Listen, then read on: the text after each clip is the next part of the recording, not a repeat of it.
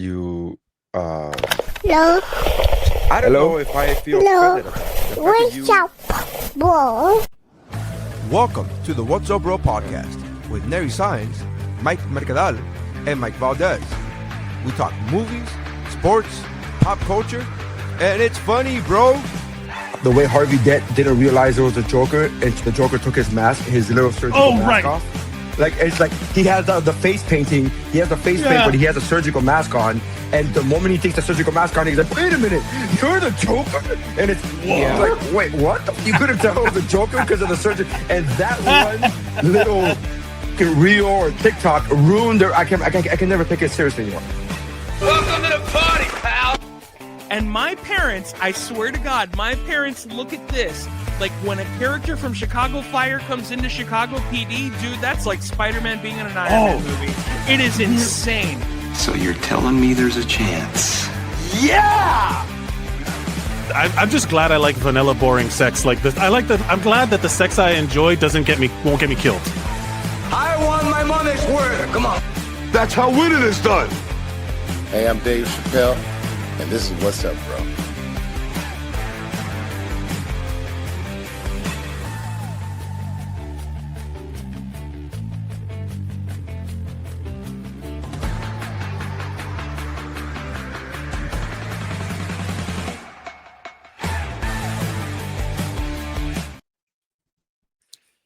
What's up, man? Hello. Oh, what's going on? Welcome to the What's Up Bro podcast. I am Nery Saenz. With me, as usual, is Mike Valdes. Mike Valdes, man. So Mercadal is not here. Mercadal is not here. Yeah. He I think he got picked up by ICE or something. I don't know. Yeah, he's on assignment. He's doing VO work for an ICE propaganda thing. So yeah, it's just I wonder how much it would take, how much money it would take, right? You're like, I would never do that. You know, like $10 million. It's like, whoa. You'd be surprised. They're coming into our country. Yeah, you'd be surprised how many actors would be an ICE agent. So yeah. Well, there's that Dean Cain guy. Whatever happened to him? Is he still an ICE agent? I know he got injured. Is he still an actor? I don't know. That's such a true statement. That's an honest question. Yeah, it's so funny. I was talking about this right before the intro started. But the fact that you, I feel like remember that episode? Did you ever watch Seinfeld? Yeah, I love Seinfeld. So Seinfeld, he has that episode. There's that episode where Elaine is dating a bald guy, but he's not bald because he has to be. He just does it by choice. Yeah. And George Costanza takes some kind of offense to that. He's like, sure. That's my lifestyle, whatever. It's like basically my lifestyle is not your cosplay type of deal. Yeah. And that's how I feel like when I see you wearing a baseball hat. I was like, that's so funny. You have great hair. What the fuck are you doing? So funny. What are you doing? So offensive to me. I'm like, is that? And then I actually had to question myself. I'm like, is that offensive? I'm like, I don't know, man, but it's such a waste. I mean, I will be honest, man. Like I'm not a person that looks good in hats, but like the dad hat just looks good on me for some reason. And like it's really easy for me to just throw it on. And like considering what we're talking about, my hat says slut for early 2000s Disney Channel original movies. And so that's why I wore it.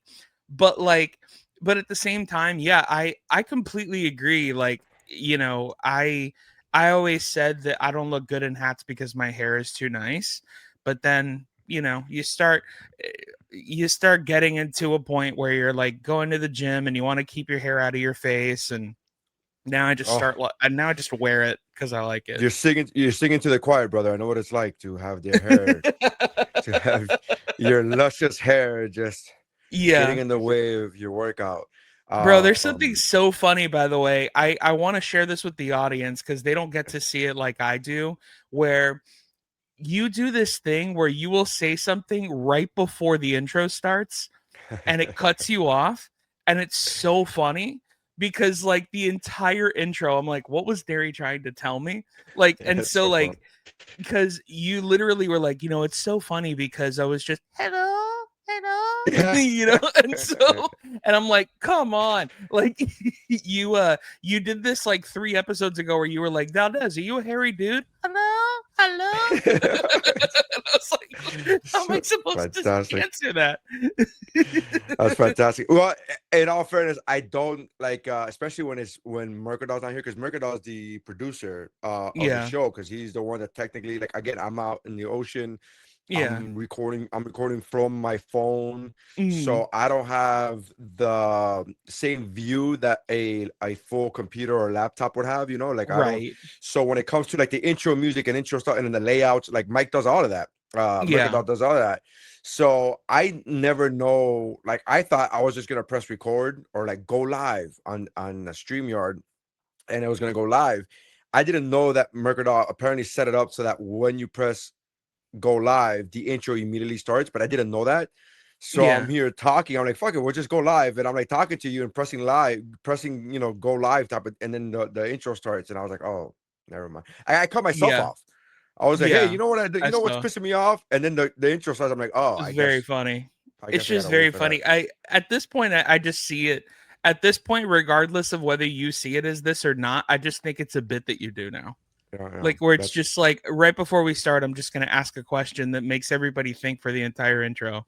Yeah. Like, what did he say? Like, so you ever had a finger up your ass? Hello, hello. That's gonna be the new thing now. That's gonna be the new thing now. That's great. Try to come up with a question right before we press record. That's great. Listen, so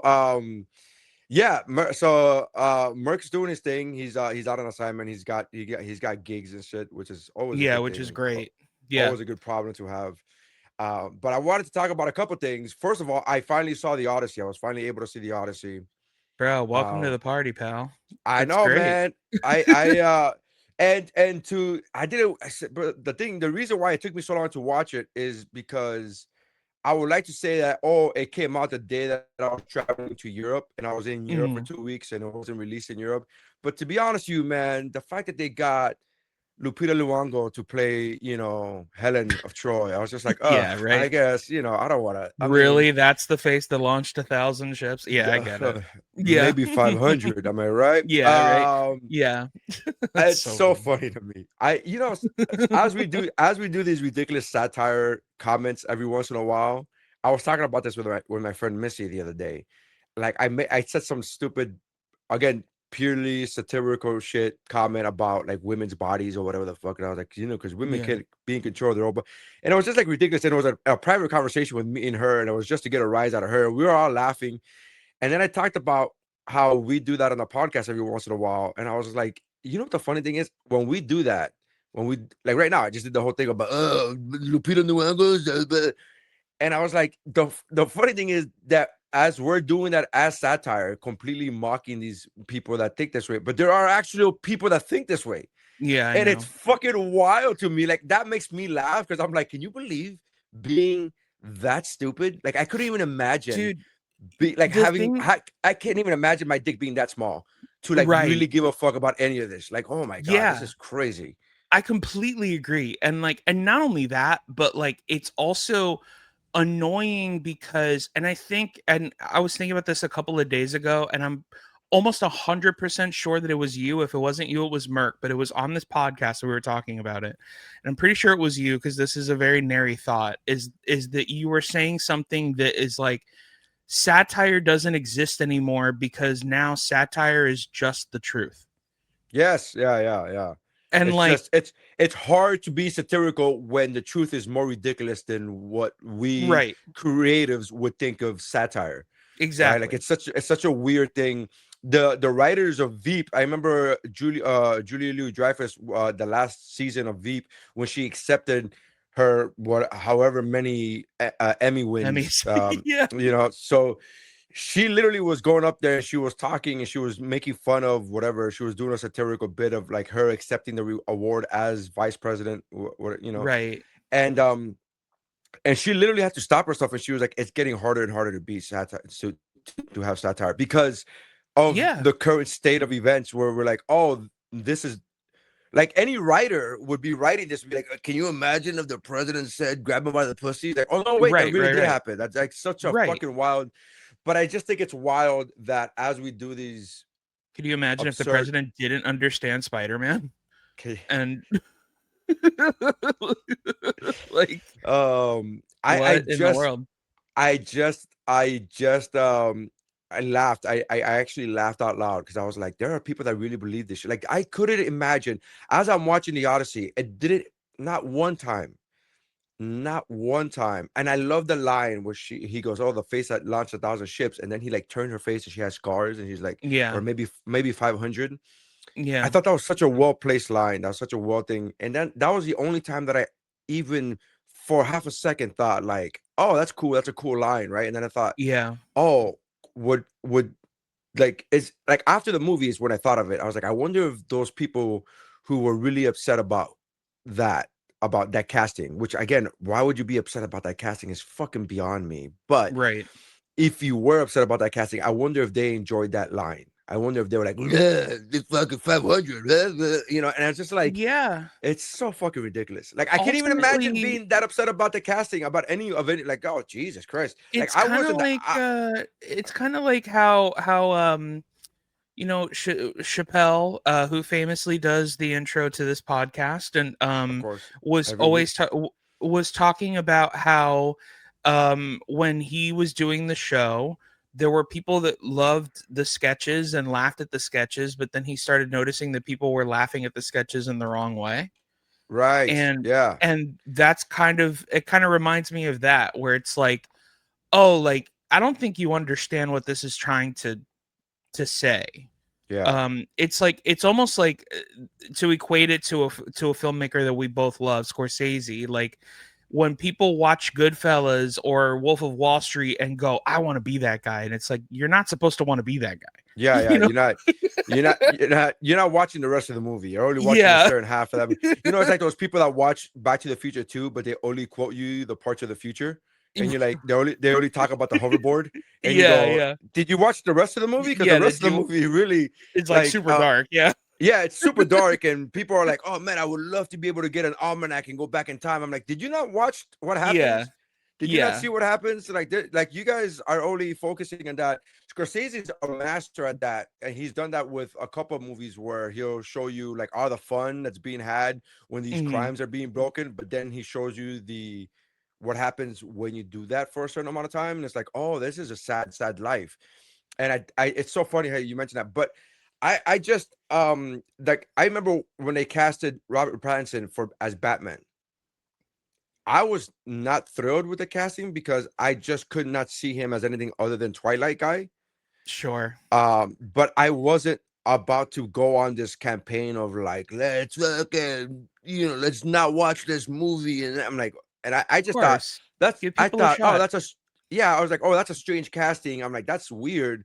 I hope he does a good job. Is what I remember saying. Like, I hope he does a good job. But I mean, I wouldn't have casted him, but hey, what the fuck do I know?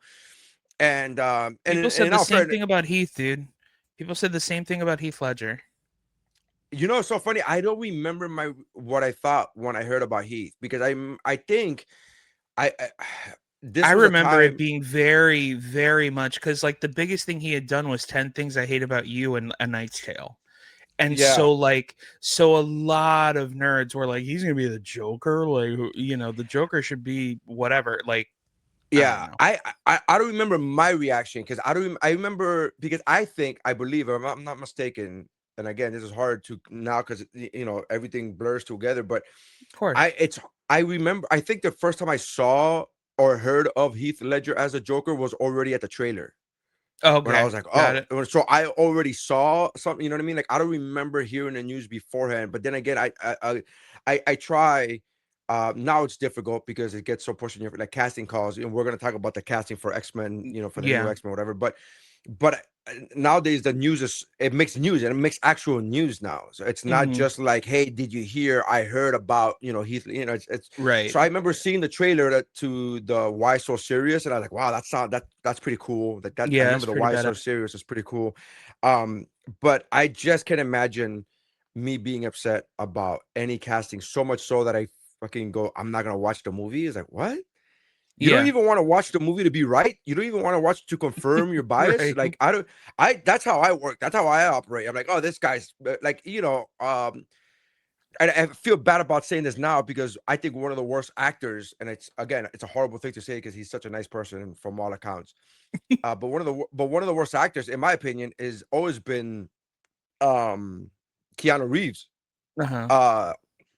And Keanu Reeves, I always said I always used to say before John Wick, I used to say Keanu Reeves is the worst actor with the best agent.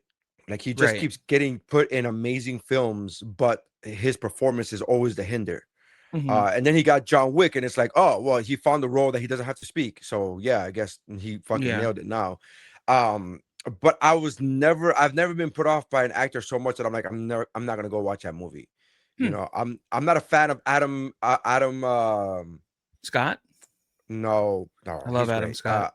Adam Scott's great. Second best hair in Hollywood. First is me. First is you, buddy. I guess you wouldn't be able to tell with that fucking hat. Adam Driver. I think, and it's for the most stupidest reasons ever. I just don't like his face. I think he has an ugly face. You don't like angsty people. You don't like angsty people. He has angst all over his face. He looks ugly. He's just ugly. He's not an attractive man. I don't know. Yeah, most angsty people are not attractive, Nery. I don't know. I'm thinking, is there another angsty? Is there another? Like I mean, he's the poster boy of angsty actor, bro. Like you're like, you don't even have to actor. You don't even have to hear him speak to be like, he went to Juilliard, you know, like that kind of thing. Like he's angsty, pretentious, like pretentious. Yeah, but I mean, not pretentious, because like when he talks for real, you're actually like, oh, he seems like actually a nice guy. He just has. He seems like a great dude. He's a former Marine. He seems like a fucking great dude. Yeah, but he just has a weird face. He just has a weird non-leading man face, and I'm like, I don't want to. I get that. Pattinson has that for me. Pattinson is a bit. He's very angsty, especially as Bruce Wayne. In the Batman, very angsty. Yeah. But that's like, but also like he's not. He's kind of the older he's gotten, which is good, because like when he was young, he was very chiseled and like, you know, he looked like he did in Twilight, and obviously in Twilight, get these beggars out of here. Yeah, yeah, dude, he is so good at being a little shit in that movie. He is so good about he's good about being a little shit in a lot of movies, and there are so many times where I'm like, man, he's a good actor because I fucking hate him. Like, he's such a good actor because I hated him so much. He was so unlikable, but like it's at the same time, like I've seen him be likable before. So like it's you know, I don't recall a time where he was likable. Really? I'm not saying that he's unlikable in every role. I'm saying I don't remember a time where he was like. There's a difference between likable, unlikable, and just in between. Like you're not, you don't feel one way or the other. With me, every time he's in whatever role he does, he's either unlikable or I don't think twice about him. Like I don't know, you know what I mean? I don't know how else to say that. But he was not likable. I think he was fine, and he was in that one movie, that one Harry Potter movie where he was, you know, whatever. I was like, wasn't. Yeah, he wasn't unlikable, but he wasn't like, oh man, he looked. I was like, I didn't care about one way or the other with him. Yeah, to be fair, I don't think anybody else did either until Twilight came out, and then they were like, oh, that's the guy. And then now everyone cares that he dies in that movie, and like, which spoiler alert for a book that you haven't read. It's so funny. My wife is a huge Harry Potter fan, right? And it took me a long time. I mean, well after the movies were done, because I remember watching the first couple movies, and I was like, I remember liking Chamber of Secrets. That's the first one, right? Chamber of Secrets is the first one. No, Sorcerer's Stone. It's the first one. Stone. So Sorcerer's Stone was the first one. I liked that one. Yeah. And then after that, I don't know what happened. I just didn't. I'm like, oh, I'm not really feeling these movies. And then I stopped watching after like the third one. I stopped watching. That makes sense, though. And then years later, after they're all done, I went back and did a rewatch of the entire series, and only because I was hosting a Harry Potter trivia night. At the Improv, and I was like, well, let me do some research and let me get some questions. Let me, create some questions.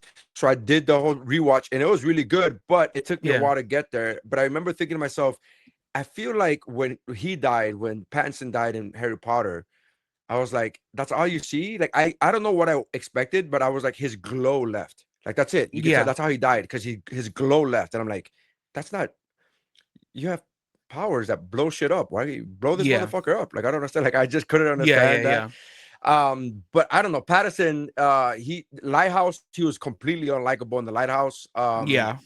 He was unlikable in the Odyssey. Man, the Odyssey is such a good fucking movie. Fuck, man. Have you seen Good Time? Have you seen Good Time? No. So Good Time is the movie that I always tell people to watch if this is the movie that I told them to watch before the Batman came out. And they were like, I can't believe freaking Twilight Head is going to be in this movie. And I'm like, have you seen Good Time? And they're like, no. I'm like, it's because it's a small A24 movie. And I was like, watch it. It's a Safdie movie. That entire movie is an audition for him to be Batman. And they were like, and they're like, okay. And then everyone that actually watched it was like, I see your point now. Right. Because he's so good in that movie. I think he's a really good actor because the what's the word I'm looking for? The emotions that get out of me from hating him. I'm like, that's got to, like, you got to be really good to be able to get those emotions. Like, you know what I mean? So we can be in spoiler territory, right? For sure. This movie? I mean, it's been $2 billion. If you're watching this and you haven't seen it, just know that we're gonna spoil it. Like, read a book, you nerds. Read a book, then watch the movie. We're gonna spoil it, but him being a little shit is what makes it so satisfying when Damon puts the thing in his mouth and goes, swallow your shame. Yeah. You know, like, I've returned your shame. Yeah, I returned your shame. Like, it makes it so much sweeter because you've seen him be this person for so long. Like, you're like, this guy's trying to fuck that guy's wife behind his back. Like, this guy sucks. Like, you know, like, and he's got freaking Mia Goth doing his bidding behind their back. So good. Like, so just good. Like, one of the most satisfying deaths was Dr. Dre. When Dr. Dre got fucking stabbed in the throat, and if you have not seen funny the movie, that you call him Dr. Dre. Yeah, that's what I was gonna say. If you have not seen the movie, that's a weird statement to make. That's a weird statement to hear. Because Dr. Dre is not in the movie, but Travis Scott is. Yeah. People are gonna be like, Dr. Dre was in the Odyssey.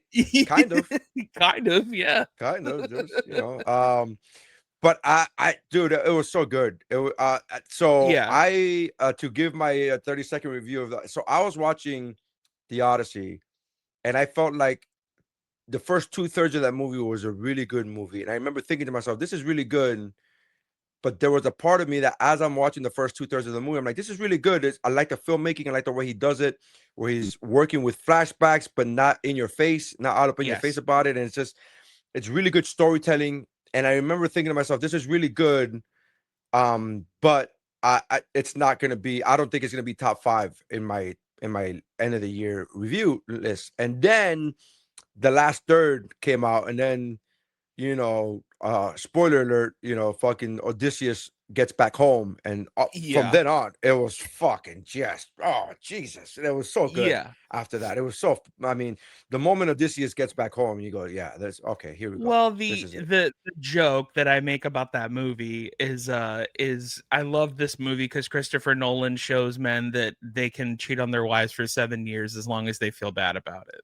And like, I thought about that because you made that statement before I saw the movie, right? And then I saw the movie, and I was like, he had amnesia. He didn't know he was cheating on his wife. I don't know if that's the same thing. I agree. I was obviously being very facetious when I was making that joke. And also, not to mention, like, the Charlize Theron, so right. And also, she's also like gaslighting him into like staying in a lot of ways too. So like, and drugging him, and literally drugging him. It's literally the movie Send Help. Like, if you've seen that movie, like, it's just like it's her wanting him to stay because she needs him more than he needs her, and like, you know, it's a lot. And the book is way more graphic about it than the movie is. Sure.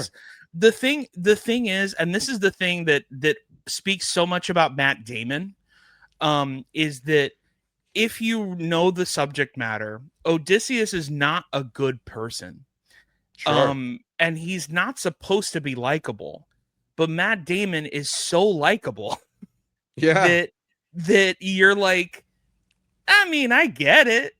You know what I mean? Like everything that goes wrong, everything that goes wrong, you're like, I mean, I get it. Like, like, you know, did he really have to like throw the, throw a spear into the Cyclops' eye right after they left? No, but I get it. Like, you know what I mean? He was making ball cheese. Like, I get it. You know, like he did. I mean, he did eat some soldiers. I mean, yeah, I get it. That's a perfect way of That's the perfect way of describing Matt Damon as Odysseus. It's like, I mean, I get it. That's the perfect way. It's like, I mean, I get it. He's again the character. If anybody has a critique, if anybody that's read the subject matter and has a critique about the movie, and their only critique is I like the movie, but Matt Damon is too likable, I would understand. Yeah, because he is too likable to be Odysseus. But doesn't mean he's not bad. He's just likable.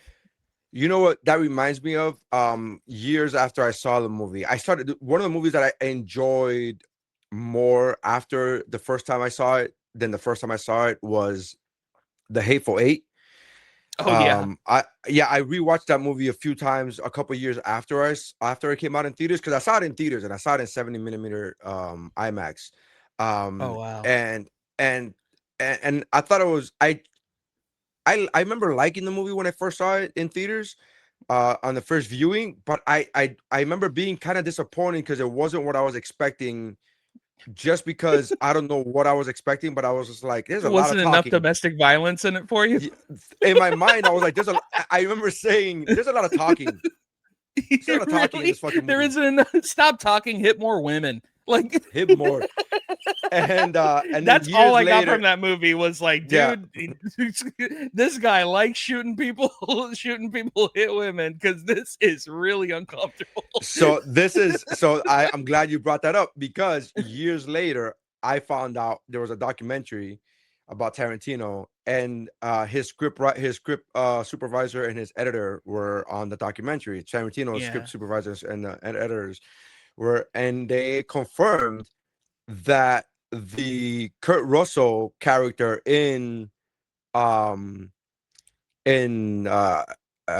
Eight was based off of Harvey Weinstein. That was supposed to be Harvey Weinstein. Wow. And they said that's how likable Kurt Russell was. That he made Harvey Weinstein likable, because he was basically portraying an old Western version of Harvey Weinstein. Like that is that's how Tarantino now that you wrote say it. Now that you say it, the Rubik's Cube is like perfectly going into my head, where it makes so much sense now. What's so funny, because as I'm setting this topic up, you're like, all I got from him is that he liked hitting women. I'm like, funny you should mention that. Yeah, because actually the guy, because actually really the guy loves doing that we're shit. Talking about it loves doing that. So like that, I was like, oh my gosh, that's so now I like, it's so funny where it's like, did I just realize that Tarantino's a great writer? Like as I was doing the Rubik's, I mean, I always knew he was. Like I one of my favorite little like interview stories that I ever did on Childlike was I did an interview with Drew McWeeny, who's a screenwriter and a film critic and writes for so many different publications, and he used to work at this Blockbuster in LA just because he loved movies so much. And the store that he worked at was where all like the Hollywood elite would shop. Sure. And he got he was given the script. So an actor came in, and this was the actor, I forget his name, but he ended up being in the movie. And he was like hey, I'm reading the script. And he made friends with all these people, and he was like, I'm reading this script and it's really cool, but like I don't know if I should do it. He's like, do you want to read it? And they were like, yeah. And this was back in the day where you didn't email things, so like he just Sure. gave Drew the script. He was like, I'll come and pick it up, in a couple of days when I bring back the movies. And he goes, yeah, sure. And the script was for Pulp Fiction. And and he read this, and he goes to the actor, he goes, you have to do this. Like he was like, this is who's the gentleman? It's the guy that famously got cut from Back to the Future. What's the actor's name? Stoltz, Eric Stoltz. Eric Stoltz, that's who it was. Because he put the adrenaline. The adrenaline into Uma Thurman, and he was thinking like, I don't know if I should do this, like I don't know if this is right for me or whatever. And he was like, you have to do this. And it's so funny because that movie ended up being the movie that reinvented so many actors. Of course, like it reinvented Travolta, it reinvented Bruce Willis. Like it was like such a, for people that were already famous, it catapulted them into another stratosphere, So like, I mean, that movie's, I still think that movie is like, to be fair, it did come out the same year as Shawshank. And it's hard to say that it should have won the Oscar, but like it was a good year for movies. I think it was 94. Great year for movie. It was a great year for movies. Like just like there were too many great movies that year, but like Pulp Fiction not winning even the screenplay Oscar is like criminal.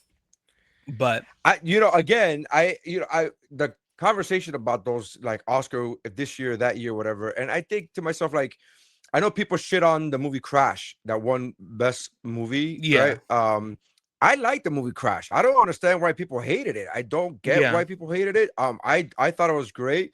I will acknowledge I haven't seen that movie since basically it came out, like maybe 2 years after it came out. I rewatched it, but I think that's the argument, though. The argument is that it's a very one and done movie. But to be fair, I think that award year where Crash got the Oscar was the year that the Oscars started becoming what was the best movie, and 9 times out of 10, if not 10 times out of 10, they've all been movies that people have only seen once. Like it's very one and done.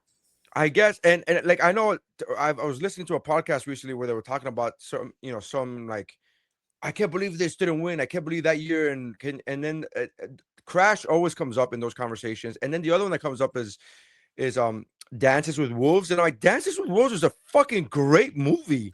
Like it's like I don't understand, and I get it. It's a long movie. It's a slow paced movie. I get that, but I'm like, it's a really fucking good movie.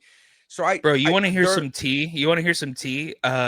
There are a lot of actresses that I know, and it's specifically women. That's why I'm saying actresses that I know that fully believe that Marissa Tomei got the Oscar for My Cousin Vinny because it was rigged. And I fully do not believe that.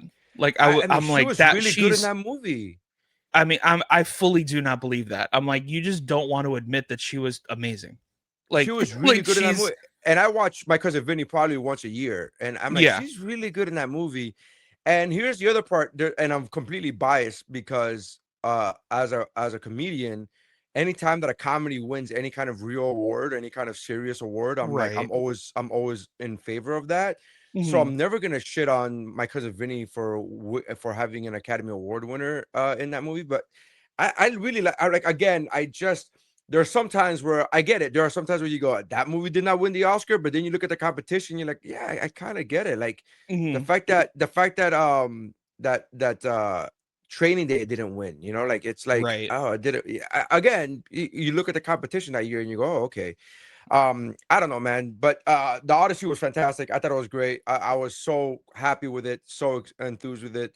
I do want to ask you this, and then we'll move on to the big news that we have about D23 and the castings for the X-Men and all that stuff. But what did you think about Samantha Morton as Cersei? Samantha as Cersei? Yeah, so the woman that turns all the men into pigs. Yeah, so I I like the fact that you called her Cersei. I was like, wait, That's her no, name. no, I know, but I immediately thought of Game of Thrones. Like Yeah, I get yeah. what you're saying, but when you said Cersei, I was like, so I thought she did great. That whole scene was super uncomfortable to me Of course. because It's supposed to be. as we talked about on this episode on a previous episode, I don't like body horror. Yeah. And the fact that you guys both heard me say I don't like body horror an episode ago, and you guys go, yeah, you guys, and both of you were like, you guys, you should go watch The Odyssey and like not Yeah. blink an eyelash. And I'm like, and as this scene is happening, I was like, these motherfuckers set me up. Yeah. It was very uncomfortable watching that. Listen, bro, I'm But gonna say what I should have said when I was talking about Primate. Stop being a bitch. stop being a bitch. It's such a Stop. weird, Like, but like, it wasn't the pig scene wasn't as bad as Primate. But yeah, I get what you're saying. Yeah, yeah. But bro, it was like, uncomfortable. just so you know, I teased this a couple episodes ago, but Nolan has only directed 2 movies and 2 performances where after the scene was done, when he called cut, the entire crew went into Yeah. applause. And one of them was the pencil scene from The Dark Knight Right. with Heath, because that was the first time anybody saw Heath do the Joker, and Samantha Morton when she was playing Cersei, doing the monologue to Matt Damon. Interesting. Which is like, I mean, just her talking without even like turning them into pigs or whatever. It was already eerie, you know. Plus, Ludwig Göransson with the score and like just the tenseness of it all, and like just yeah, it's funny because you were like, that made me real uncomfortable, and it's like that's what it's supposed to do. Yeah, like absolutely. it was supposed to make you uncomfortable. It's supposed to make me feel uncomfortable. John, yeah, that's the reason why I don't like. That's the reason why, as much as I'm not a horror movie guy, I don't say things like I don't say things like, oh, horror movies suck, right? Right. Because the reason they don't suck is because they elicit the reaction they're going for. I just don't like that reaction. I don't like feeling uncomfortable. I don't like feeling scared. Yeah. But they do their job. Their job is to scare you, and fuck, I do get scared. I just don't like that feeling. Yeah. Whereas other people, and I don't know how you feel about this, but I know other people have been like, I love that feeling of being scared, and then like once it's over, oh man, that was crazy. Like I don't like that feeling. Like that doesn't make me feel good at all. Yeah, I certainly don't like that feeling. But what it is, I think what it is for me ultimately, which like this is such a Mike Valdez way of answering something, but like I look at everything like, what is the performance? And like I care more about the actor as a performance. And like, you know, the thing is, like, some of the best acting performances I've seen in the past 10 years are mostly in horror movies. You know, but shout out to Hereditary. Yeah, Hereditary, you know, The Substance, like just so many great movies, Obsession, you know, great performances. And that's mostly what I care for more than anything.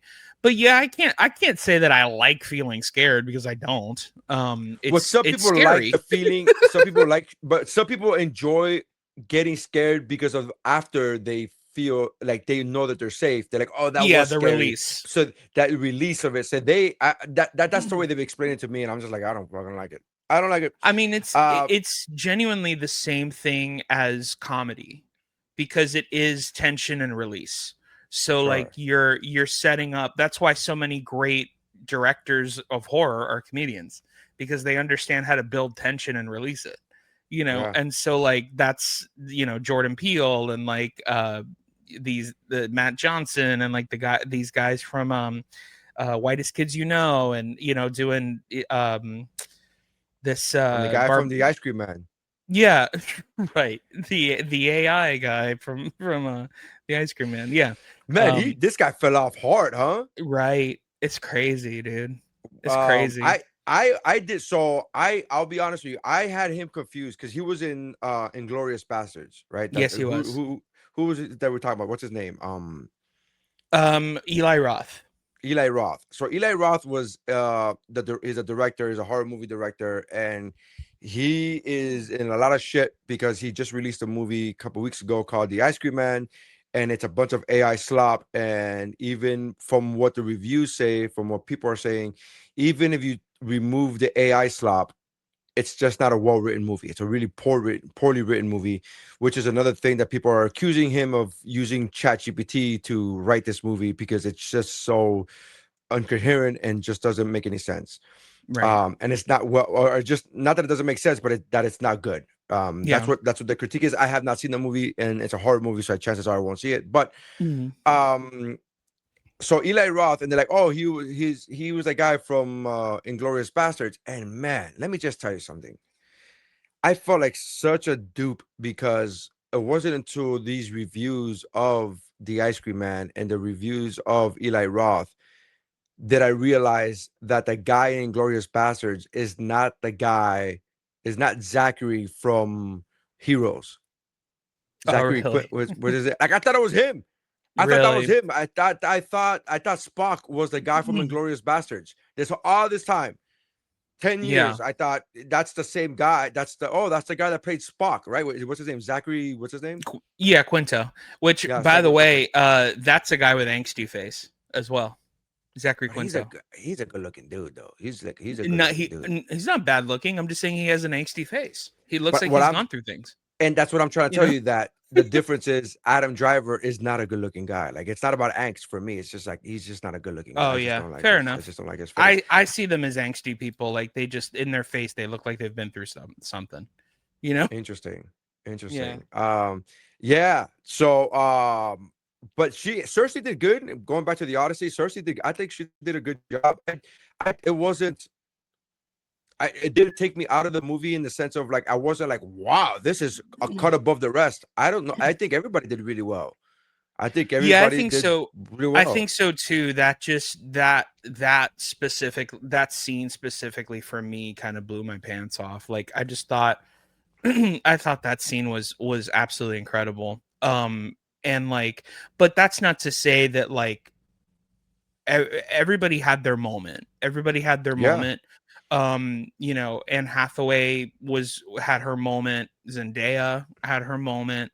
I especially love what Christopher Nolan did with Zendaya's character, because she was kind of used as this like kind of like vision of shame of what happened in the fall of Troy, you know, as opposed to like this, you know, goddess or whatever. It was what I really enjoyed. I really enjoyed Matt Damon's performance was great, but I really enjoyed because in other versions of the tellings of what happens in Troy, you don't really get, even in the movie Troy with Brad Pitt, which I saw after I rewatched after watching the Odyssey. Like, it's a battle epic, right? It's all this stuff there, but you don't really like what Nolan did to bring home the point of like shame that these guys, they quote unquote got away with it. They hid inside the gift and all this stuff there, and they took advantage of Zeus's law and the shame that came with that. I thought, man, Nolan did a really good job. He did, because I've never felt that. I've never looked at it from that perspective as a viewer, whether when I was in high school reading the Iliad or whether it was or watching Troy, or watching any of these movies, right? 13th Warrior.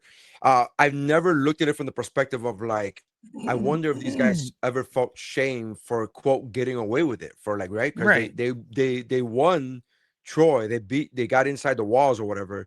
And I always saw it as like, oh, cool. They out thought it was like they were being sneaky or whatever, but it was like I don't know, like I never saw it as a shameful thing until Nolan showed me, oh yeah, that is, I could see how a warrior could feel shame for that. Like that I felt the same. I felt the same way with Oppenheimer, which is why I loved Oppenheimer so much, because it was very much of like this movie where it was like, well, now America has a bomb that we can that is the most powerful and nobody's ever going to mess with us, but at what cost? And how many lives had to die for us to be able to have this bomb. And like, is there shame that is brought to not only the person that created it, but the science team behind it, and like all that stuff.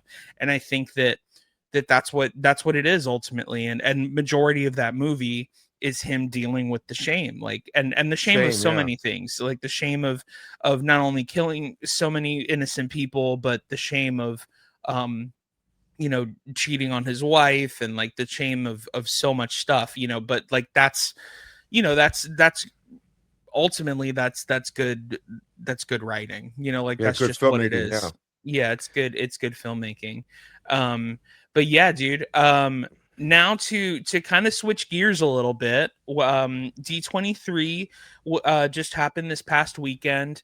Do you know like just overall thoughts? I know too much about what happened, so like I know it all. I know park stuff, I know everything, so like I'm down to get that information. So I remember getting the notifications. So this happened, this guy got, this person got booked, this person got, they announced most highlights I sent to you, most highlights that I thought you would like, I sent to you. Yeah, and I remember there was one post that I saw that made me laugh out loud, which doesn't happen often. But I love the fact that like on Sunday of D23, there's somebody made a post that said these D23 announcements could have been an email. And 100%. that fucking made me cackle so much, because I was like, 100%. as somebody who worked in corporate America in the past, that was my whole. I was like, this meeting could have been a fucking email. But yeah, I agree. Like, it's exciting, I guess, and I think this goes back to what Mercadal was talking about before with the news from Comic-Con. He's like, it didn't feel like a big year this year for Comic-Con, and I disagreed. I thought it was a year, but I think it's because now D23 is its own thing, and there's such a big Disney's such a big company with Marvel and are these properties that they Star Wars, that they purposely hold back all these announcements for D23. And I'm like, oh, that does make sense, I guess. It's also D23 is also every other year, so like that's why it's like a bit more like we're gonna make our big splash at D23 as opposed. Doesn't mean we won't give you some Marvel stuff, but sure. So what was the announcement? What was let's start with theme parks, because you and I both enjoy theme parks. Yes. What was the theme park announcement? Think first of all, this is the big reason why people were like, this should have been an email, because D23 tends to forget that the people that go to D23 are Disney nerds, meaning like Disney adults, like people that go to the theme park, people that spend. I mean, I watched a video where all this guy did was ask people how much they spent on merch. And if it was like, there wasn't a single person who spent less than $3,000. Yeah. You know what I mean? Yeah. Like, I mean, it's like, these are the people that are ride or die Disney people. And the biggest news, it was, I wanted to talk to you about this. Do you have any idea what I mean when I talk about theme park culture having the here damification? I don't know what that here damification? Here damification, which means it's when a theme park nerd or just a nerd in general wants a company to do something, and then a company will shittily do something, and it's almost as if they're going, here, damn. You know what I mean? You fucking happy? Take it. Shut up already. Like, shut up already. Okay. Because all the fans are like, where are the Muppets? Where are the Muppets? Don't take away the Muppets. Why'd you take away the Muppets? Where are the Muppets? And they're like, we put them in Rock and Roller Coaster. Here, damn. Like, just you know what I mean? It's that's not exactly what we wanted, but I guess, I guess. So, like, it's kind of, like, you gave me what I asked for, but I didn't ask for specific enough. I wasn't specific enough about what I asked for. And basically the entire Horizons D23 event, which is the big ticket event, like they sold out the Honda Center to talk about theme park rides, which is insane, right? And it was 2 hours of Neil Patrick Harris singing and dancing, and maybe 45 minutes of announcements. And the 45 minutes of announcements were like, we're bringing the Yeti back to Everest. People are like, okay. You know, like Yeah. Okay. they're like, that Villains Land everybody's talking about, and everybody's like, oh my god, they're doing it, what are they gonna call it? They're like, it's called Villains Land. And we're like, what? Like, We like, couldn't come to an agreement, so we're gonna call it Villains Land. You know, like, that's a creative that's a meeting where people would just like they would not relent. They were like, no, we could call it this, we could call it that, we could call it yeah. this, and then like Villains Land it is. So fucking I dumb. mean, it's just like, I mean, all it was like, I mean, of course this stuff is cool, and like They could have called it the Elephant Graveyard. bro, that would be so sick, actually. Yeah. Oh my Yeah. god, yeah, that would be Yeah. so sick. Like, Yeah, we don't go like, there in that shady area, in that shadowy area. so some of the coolest stuff is like a big thing that was big for me was they already broke ground, and they're it's going to be released, I believe, in 2027, the Iron Man ride in Avengers Campus in Hollywood. And that's going to be like a crazy ride, because the whole thing is supposed to make you feel like you're in an Iron Man suit, and it's what's a Disney technology called the Kuka arm, which is a roller coaster that looks like a claw machine almost, and you're sitting where my hand is, and it's kind of swinging you around, and the track is above you. So That's cool. Yeah, it's a super cool thing where you're gonna kind of feel like you're flying in an Iron Man suit. And they invented this technology, and all this kind of stuff. So that's really cool. A big thing for me personally, because I'm a Simpsons person, the Simpsons panel was really great. They did hilariously, as the Simpsons would do. They talked about all the things going on at Universal Studios, as opposed to Disney. Hilarious.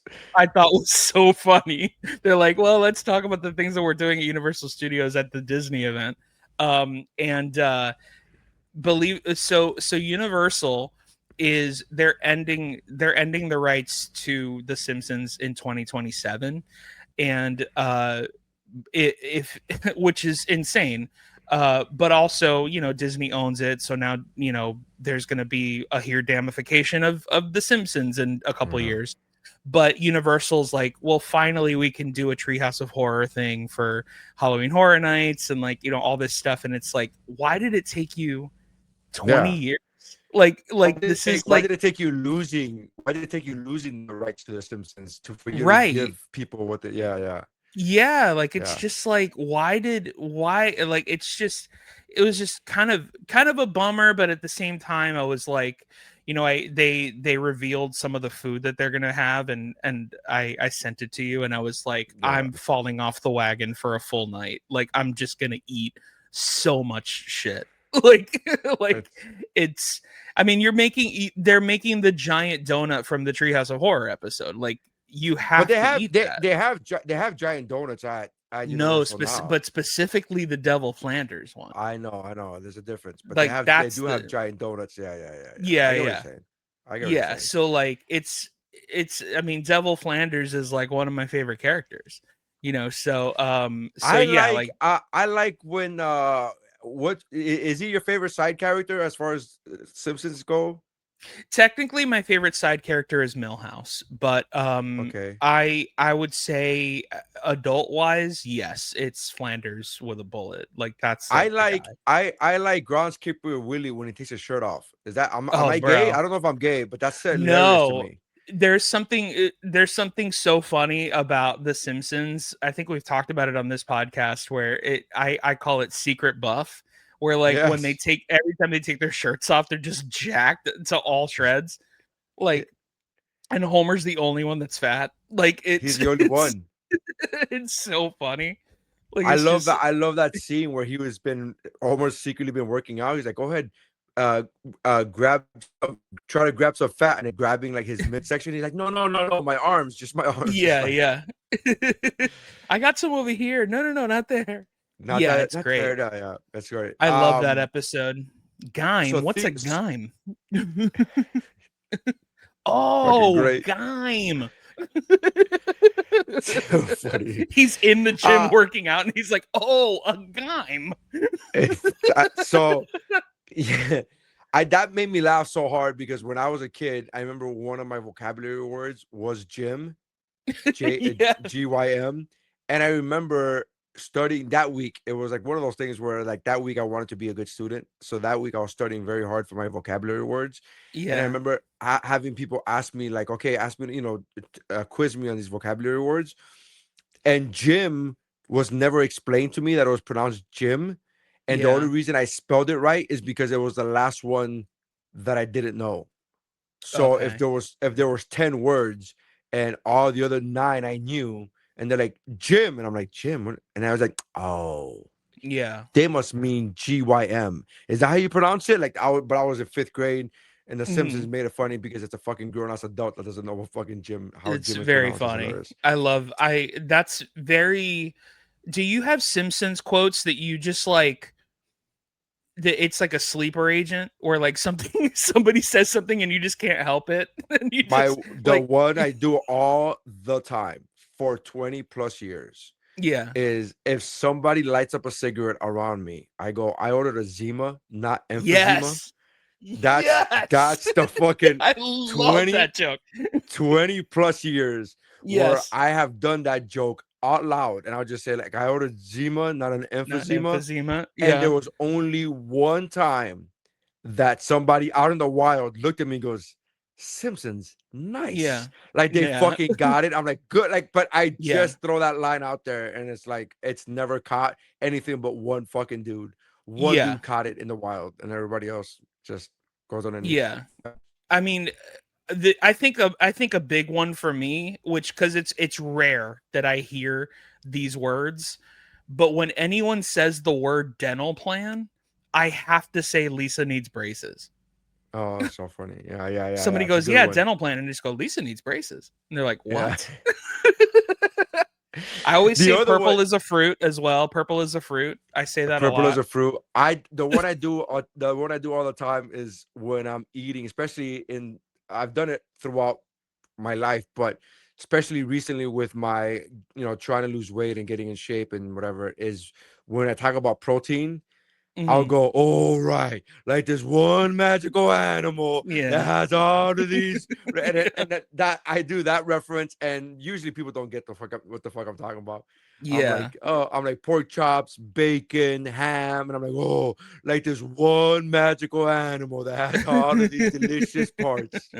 Yeah, there's that's so good. Yeah, there was one I did it at dinner with my family a couple of days ago. They were having sushi, and I was just like, and I just go, wow, I can't believe I ate the whole thing. And they were like, what are you talking about? And I was like, that's Homer Simpson's yearbook quote. Yeah. I can't believe I ate the whole thing. It's so funny. Dude, I was thinking about this last night. I go, one of my favorite Simpsons lines ever in the history of ever is a line that is told that Marge says, which is like hilarious because whenever you think of like what's the funniest thing you've ever seen on The Simpsons, it's never a Bart line. It's never, for me at least, it's never a Bart line. It's never a Homer line because they're always making you laugh. But like the thing that's like, wow, that is an amazing line is Marge at one point, it's like right after Homer comes home after he had Grandpa Simpson's like juice that gives you a boner and the elixir, the magical elixir.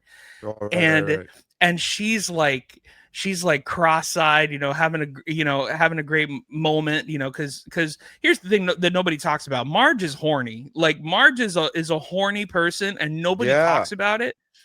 And I think it took me a long time to realize that the joke is that she's a hot woman that is always horny and Homer doesn't want to do anything about it. Because so, like I know you sent me that message the other day about that, and I never understood.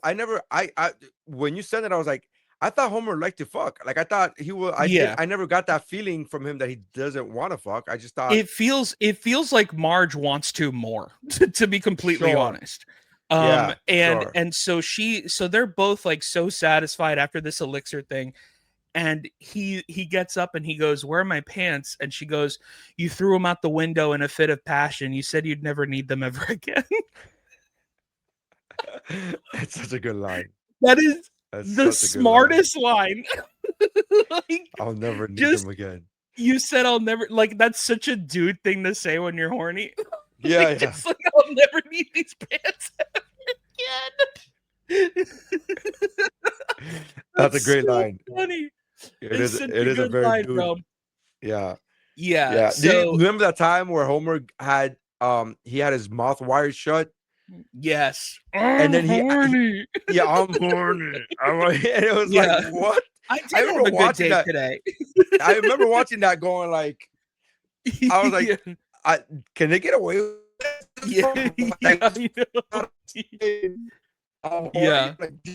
That was a good time, man. Yeah, they did get away with a lot of stuff.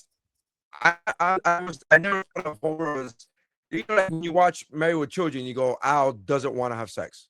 Right. Al just doesn't want to have sex. I never got that from Homer. And when you said it, I was like, is that a thing? But again, I don't claim to watch every episode every season, so I don't know. I'm like, is that a thing now? I don't know if that was ever. I never caught that. Is what I'm saying. I don't know if it's as like, I don't know if it's as blatantly obvious as it is with Married with Children, because like Married with Children is just a way more sexualized show than The Simpsons. Sure. But you know, which they don't really talk too much about sex on The Simpsons, but when they do, it is very much that, where it's just like, oh, like Marge is like insatiably horny, and Homer is like, yeah, like I'm fine with it, you know, which is like, I mean, it's the same. I mean, Family Guy borrowed it as well. Like, it's, you know, Lois is this like beautiful, you know, woman that's like super horny all the time, and Peter is like, yeah, I mean, you know, I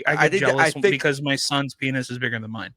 I think the trope is that the guys in both those shows, Family Guy and The Simpsons, the men are just too busy being stupid. They're too like, it's not that they don't want sex, is that they're just preoccupied with doing stupid things. Very true. Behaving stupidly. Yeah. You know what other line I like from The Simpsons before we move on? You know what other line I like from The Simpsons is when they go to that shady ass hospital and Snake goes like, I like fell on a bullet. It's like, yeah, it's good stuff, dude. Growing up, I used to love what's his name? The tall bully. I think it's Stinky is his name. No, it's not Stinky. Something. Yeah, but anyway, they catch him and they catch Nelson and Lisa kissing, and he goes, "Oh, you kissed a girl? That's so gay." I used to love stuff like that. Good. Like that, or like when Cletus and his wife are kissing at the drive-in, and she's like, "Dang, Cletus, why'd you have to park next to my parents? Now calm your britches, Gretchen. They's my parents too." Like just so good, yeah. Fuck, that's so funny. Good, so funny. It's so quick. So D23, we got that. We got the X-Men casting announcements. So here's the thing about D23 is, I think if you went to D23 for media, you were happy, because we got some great media announcements. You know, like we got like a ton of Pixar movie announcements with trailers. Frozen 3. Got Frozen 3, Gato, which we thought was going to be a Latin movie, but it's actually Italian. And then a really cool Incredibles 3, a really cool new like kind of supernatural horror movie that Pixar is going to be doing, like kind of like a found footage movie. I forget the name of it, but it looks really cool as well. And then Yeah, man. I mean, Marvel, let's see. I have the actual announcement stuff here. So we have Vision Quest, which did you see the trailer for Vision Quest? I have not seen. I tried very hard not to watch any of these trailers because Oh, I I feel got like you. especially this has been my rule for over 10 years. Mhm. I remember being so hyped about Man of Steel and being so proud of the fact that I did not see a single Man of Steel trailer before the movie came out. I Yeah. avoided it like the plague. I remember one time being in a movie theater when the Man of Steel trailer started. I closed my eyes and I literally for 2 minutes.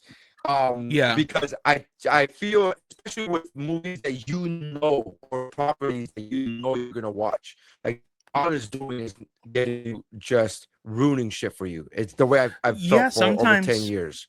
Mhm. So I'm okay with teasers because of that. It's just a teaser, but I don't full-blown trailers. I try to avoid that. So anyways, go ahead, tell me. No. No, that's great. So I did see the trailer for Vision Quest. It looks great. It's going to be a series. Let's see some other stuff Vision, here. I thought WandaVision was one of the best shows. I was I super agree. excited. I agree. I in fact I thought it was too good because I think they should have released Captain America and the Winter Soldier prior to WandaVision, because WandaVision was so good that it set the bar so high, like, oh, these are how good these TV shows are going to be.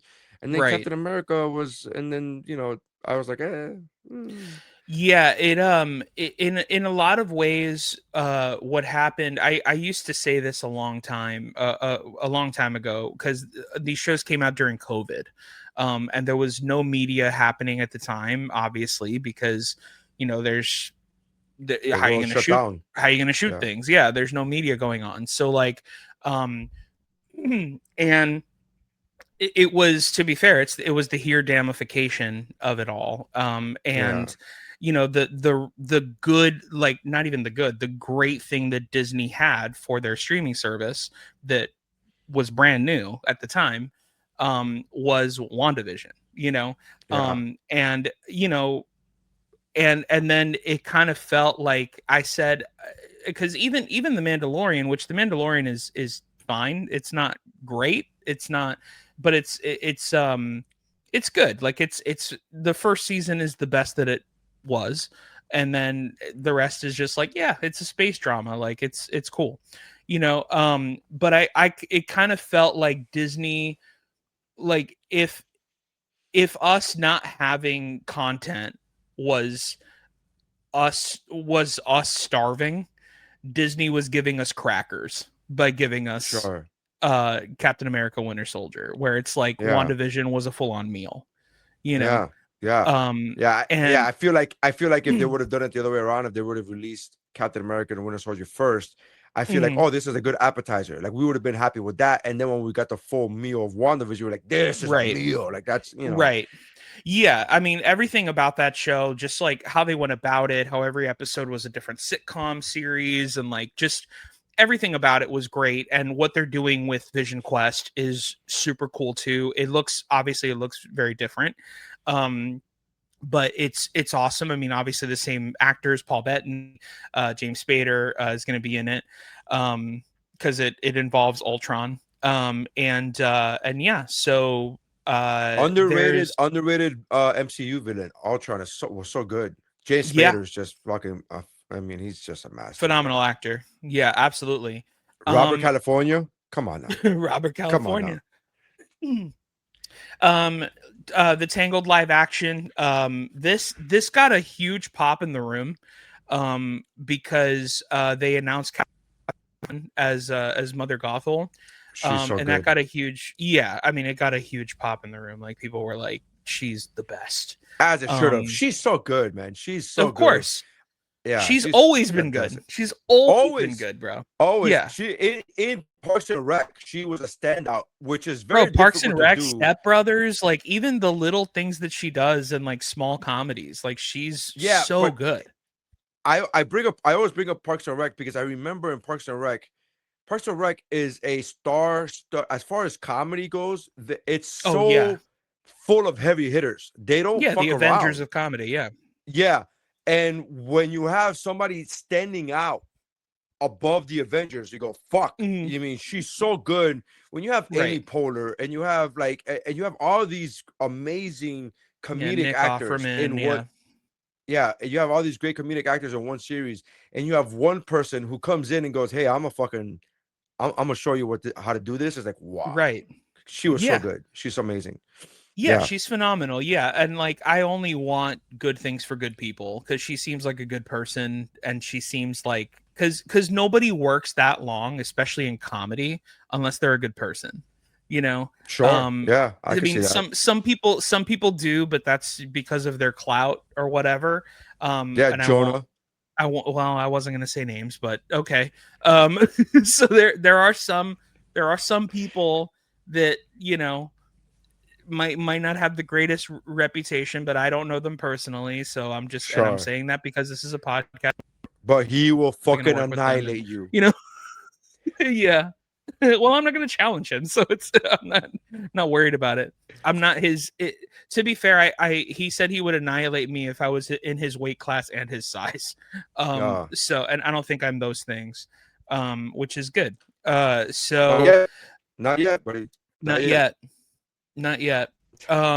So the Oswald is coming out. That's the Jon Favreau series. It's a mini series about Oswald the Lucky Bunny, who Disney nerds know this, but like I don't think the general public knows this. Oswald was the first animated mascot of Disney before Mickey Mouse. And right. So that's what this is about. It's about finding him and all this stuff. And now, John, quick question. Yeah. Do you think that they're doing this so that the copyrights go back to Disney, like so that other people, you know what I mean? 100%. Yes. Yeah. 100%. Yeah, because Steamboat Willie is now off for public domain. Yeah. So do you think they're gonna do another Steamboat Willie? Disney's gonna do another Steamboat Willie? They're gonna do some dramatic Steamboat Willie where Bluto was right. That's so funny. Bluto was right. So I would love to see A24 take on Steamboat Willie. Yeah, I wouldn't mind it. Yeah, it would be great. All right. So Disney Legends came out, right? They announced a couple of Disney Legends. They introduced some people well-deserved, some people why, yes, but sure. This is what I want to talk about. So Alan Tudyk, what's his name? Alan Tudyk? Alan Tudyk? Tudyk. He became a Disney legend. I think that's well deserved. That's my opinion. Very well deserved. Are you kidding me? So many voices, great actor. So many voices. Here's the thing, though. In his acceptance speech, he brought up Hey Hey, and I'm just like, out of all the characters, that's your least deserving character. He's a fucking chicken, and he's not an animated chicken. He's not a anthropomorphized chicken. He's just a chicken. And I don't get the love for Hey Hey, but he brought up a very sweet story about a kid in a sick ward that his favorite character was Hey Hey or whatever. All right, so I'm not gonna whatever. But Alan Tudyk is absolutely a Disney legend. He should be. I think is 100%. What is your opinion? And I'm asking out of curiosity. Just me and my wife disagree on this one, but what is your opinion about what's his name becoming a Disney legend? Is Lin-Manuel Miranda? Lin-Manuel Miranda becoming a Disney legend. Okay. I'm going to tread very lightly with this. But so to be like political about it, this is what I'm going to say, and then I'll give you my actual opinion as a person. I just think he hasn't done enough to be a legend. That's what I'm saying. That's all I'm saying. Yeah. To me, the work he has done has been phenomenal. It's just not been enough. It's just not been enough. It's been 3 movies, and one of them is a Broadway show that he did not do. He did not Yeah, create for Disney. Yeah, Disney acquired it. Yeah, Disney acquired it. So, like, to me, Hamilton is my favorite musical. I have a tattoo of Hamilton. Like, I like that. That play did so much for me emotionally. It made me feel things that I love that. But that's not a Disney product. That's a Disney acquired property. That's not the same thing as a Disney product. So if you're gonna put Disney, if you're gonna make him a Disney legend based on that, it's weird to me. And then the other two things he did is Moana, right? And Moana is phenomenal. The music in Moana is fucking top tier level shit. It's great. S tier, bro. And then the other thing is he was in the remake or the sequel to Mary Poppins, and he sucked in that movie. He fucking sucked in Mary Poppins. So you get one S tier, another amazing thing that he did not create for Disney, but is now owned by Disney, and something that sucked. Like, those are the three things. Am I missing anything? Is there something else that he did for Disney that you're like, oh, I forgot about that? Like, I don't fucking see it.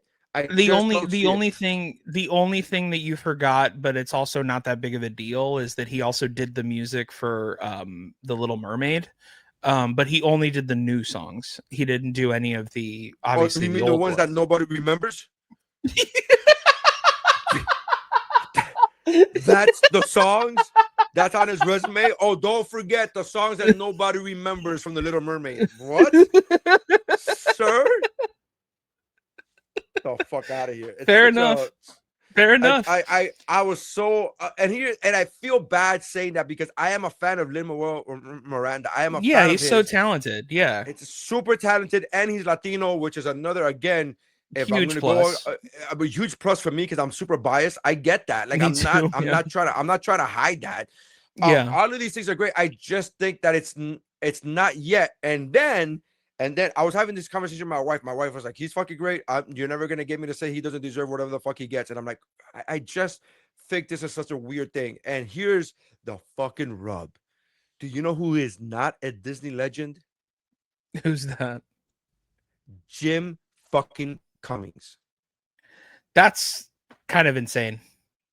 Considering that Jim Cummings is the voice of Winnie the Pooh, who Winnie the Pooh is, like, other than Mickey Mouse, like, one of the most important Disney characters in Disney history. By the way, for 40 plus years. Yeah. For 40 years, he's been the voice of, among other things, but yes, Winnie the Pooh and Piglet. Like, and you're just like, what now? But also Darkwing Duck for the millennials. Like, he's been the voice of so many things. So many, this guy's 40 plus years. Guy's literally a legend. 40 plus years. Yeah. He's a fucking walking icon. And he's not a Disney legend. Like, this is wild to me. I will say this, bro. I was happier that Lin-Manuel Miranda was a legend this year, because last year I was so upset that they gave a legend award to Kelly Ripa. Oh, fuck, man. I was like, why? Okay. See, but so even Kelly Ripa, I understand. Here's why. What has she done for Disney, Nery? Well, she works for ABC. She works for ABC. ABC. She works for ABC, and she's worked for ABC for 20 years. How long has it been that she's been part of that show? I mean, I don't remember a time when she wasn't on. I do. I remember when it was Regis and Kathy Lee. I remember that as a child. Okay. I mean, I'm talking about like as a 9-year-old. I remember talking. Yeah. So, but I'm 44, so that's not to say, like, she's been on ABC, the face of that morning show for ABC with Phyllis with Regis Philbin. Yeah. So she's been there for 20 years, right? I'm gonna say 20. I mean, you can look that up. I'm probably guessing more, here. But I'm gonna say 20 years to be on the safe side. So if you want to give her a Disney legend, again, ABC is owned by Disney. I get that, makes sense to me more so than Lin-Manuel. And again, I hate saying that because I don't want to seem as if I'm hating. I just don't think it's enough. I don't think he's done it long enough. I don't think he's had enough projects under his belt for Disney that would that would deem him a quote unquote Disney legend. I find it odd. I find it odd. And then when you couple that with Jim Cummings is not a Disney legend, it's just that's wild to me. I did look this up. Kelly Ripa has been with ABC for 35 years, which is going on Jim Cummings' amount of time. which is like, you know, I don't know. Part of me, you know, if you think about it, like, shout out to me because you said 35 years, and I said I remember Kelly and I remember Regis and Kathy Lee when I was 9. I'm 44. I was to 35 years afterwards. That's pretty good. Like, so pretty good. So I'm sorry. Go ahead. You were saying. No. All I was trying to say was that there's a huge possibility that Lin-Manuel was given this award because they just wanted the audience at D23 to be happy with who they were giving the award to, maybe. But then I think about it. Jim Cummings would be a fucking, come on, man. But then I think you're right, because then I think about it and I'm like, well, no, because the audience is a bunch of Disney dorks. So it's going to be like a Rick Moranis in the Spaceballs panel situation where the guy can't even talk for 3 minutes because people are just excited that he's there and like what he means to people and like even still like meaning to their kids and like all these different things because he's still the voice of Winnie the Pooh, you know, and Tigger and all these like great characters, you know, besides the Winnie the Pooh universe, like Darkwing and all that stuff. But yeah, I don't know, man. I think it's a travesty. It is a fucking travesty that Jim Cummings is not. And again, I was already, I don't want to say upset, but I was already confused because I remember my wife watching the Lin-Manuel Miranda introduction, and I was just like induction, and I remember watching it going like, I don't know if he deserves it. He's a legend. I don't know if you know what the word legend means, but legend? This is weird. And then the next day, I find out that Jim Cummings is not, and I'm like that's the anger. Yeah. That's when the anger came in. That's when I was like, no. I completely follow you in the if Disney was going to give like a 5-year achievement award. Or like even like not even a legend, call it an icon award. Yeah. You know, like this guy he's not a Disney legend, but he's a Disney icon. And it was Lin-Manuel. I don't think anybody would argue. Like people would be like, if you said he is an icon for sure. So not a legend, but if you said Lin-Manuel Miranda was a Disney popular guy, I'm like, okay, give him the popular guy award. 100%. Give him the popular guy award. Give him the popular guy award. He got it. He got it. If there was an award for S-tier musical, great soundtrack, crappy acting performance, and Mary Poppins Returns award, I give it to Lin-Manuel. He's a first ballot. He's a first ballot at that point. I'd be mad if anybody else got it. You know, but him. Like, you know, who else is in the running? There's a part of me that wonders because, and I hate the fact that I've become this cynical. But I there's a part of me when I saw Lin-Manuel Miranda get inducted as a Disney legend. There's a part of me that wondered how much of that was to make him happy so that he stays with the company I wonder if there's like another project. I'm the same way, dude. I'm the same way. I wonder if there's another project that Disney wants him for. That they're saying that they had meetings going like, well, if we give him the Disney Legends Award, that would make him happier, and he was, and he'll be more enticed to do that project that we're thinking about asking him to do. I just wonder. I don't know if that's a thing. This is not. I'm not saying that's what happened. I am just literally wondering because it seems so out of place. And I again, when you get inducted next to Alan Tudyk, Alan Tudyk, like that to me is a different level. Like there's so many projects that he had, of course, right? And it's just like, oh man. Well, it's just years. It's years of iconic characters and just like so many different things for the company itself, as opposed to like, not that Lin-Manuel hasn't had a vast career. He's just had a very short career with Disney. You know what I mean? Correct. That's all it is. I wonder if and I forget his name, and I feel really bad for saying it this way, but I wonder if what's his name? the guy from Cheers, Cliff from Cheers, and I forget his name. I'm really bad. What's his name? Ted Danson?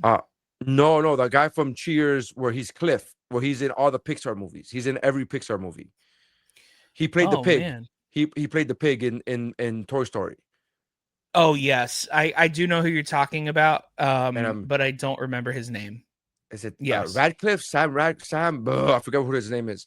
And I feel really bad. But anyways, I don't know if he's a Disney legend, but I hope he is, because that guy's been, and again, we're talking about 20 plus years of Pixar movies. And I'm like, yeah, you should definitely be a Disney legend. And he's the only one, by the way. He's the only one that's been a voice in every Pixar movie. Yeah. He for a long time. I remember him being the only actor that wasn't part of the studio that was invited to the company picnics and the company softball games and stuff like that. And Rattenberg, something like that. Damn, man, it's at the tip of my tongue. I'll look it up while you're talking. I wonder if he's a Disney legend, because that guy to me is like, yeah, these are people that I hate to sound like I'm shitting on Lin-Manuel Miranda. I don't think we are. This is what I was gonna say, because this is my thought about Hamilton. But because it's not that I think that the musical is bad whatsoever. I think that the musical is phenomenal. But I personally think that the worst part of that musical is that Lin-Manuel Miranda plays Alexander Hamilton. Interesting. And a lot of people are like, what do you mean? And I'm like, and it's not because he's bad. He's good.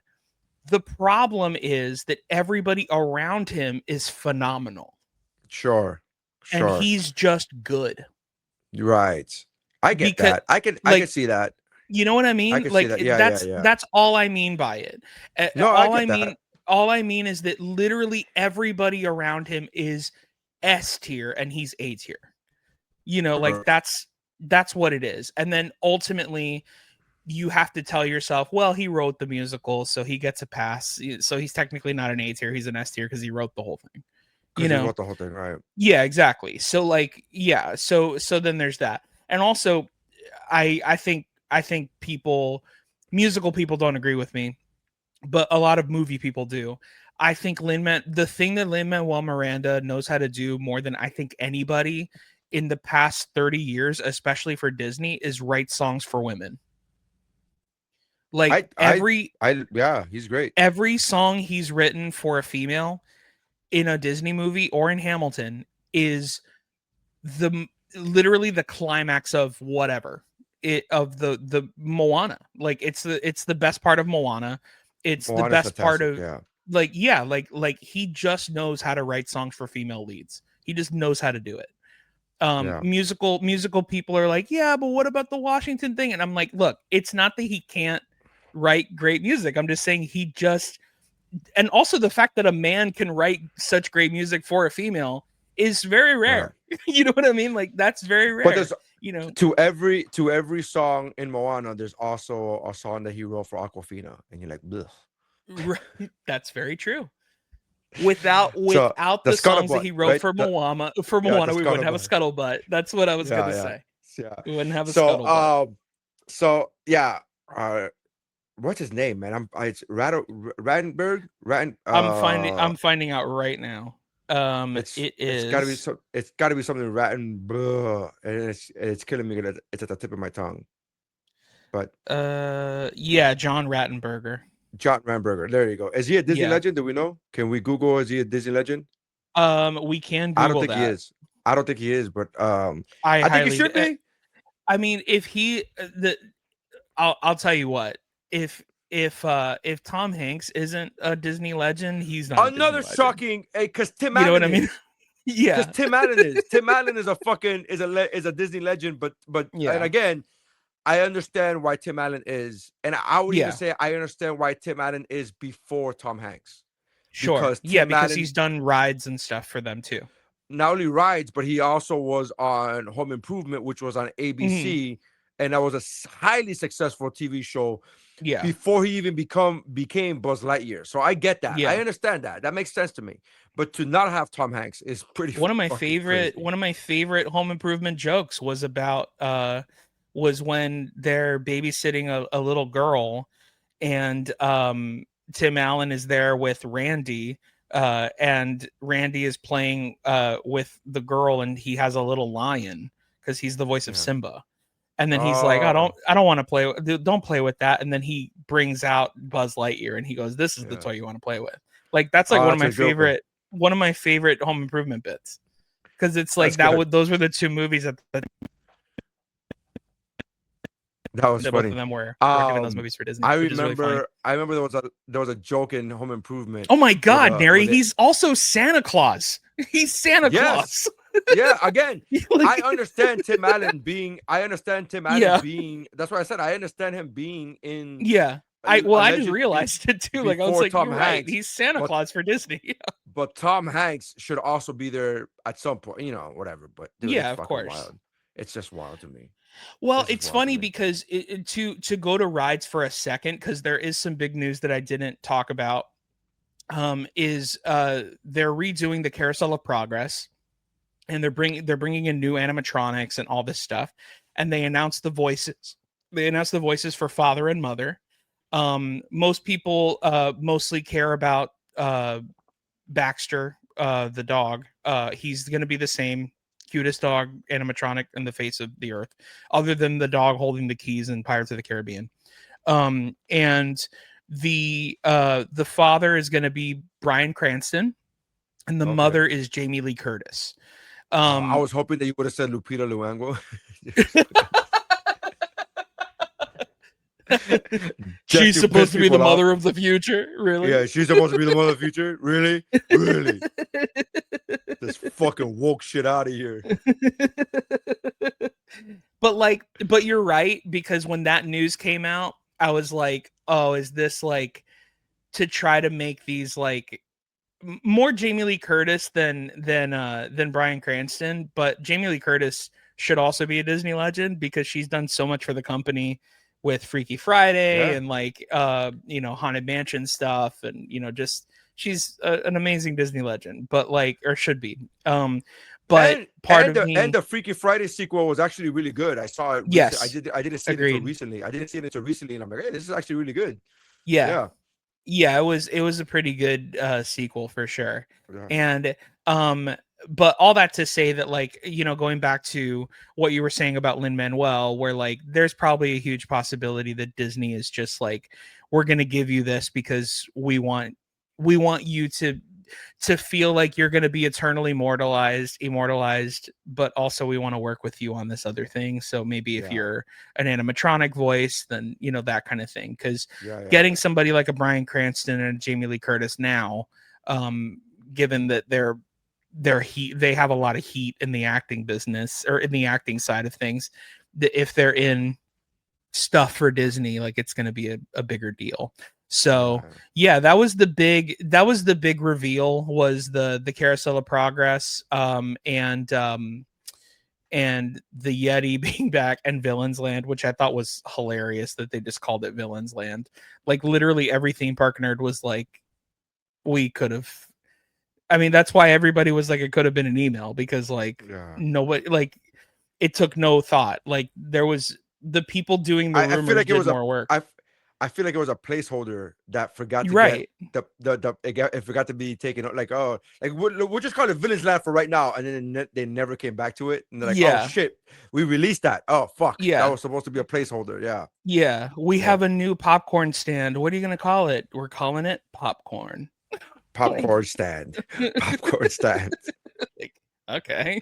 All right. Sure. Yeah, like, just like, anyway, but like, also a really good thing, if you're, because I know you're into sneakers and like clothing and fashion and all that stuff, or sneakers specifically, but sneakers specifically. But I did want to talk about this because Disney also had a fashion conference, which is insane.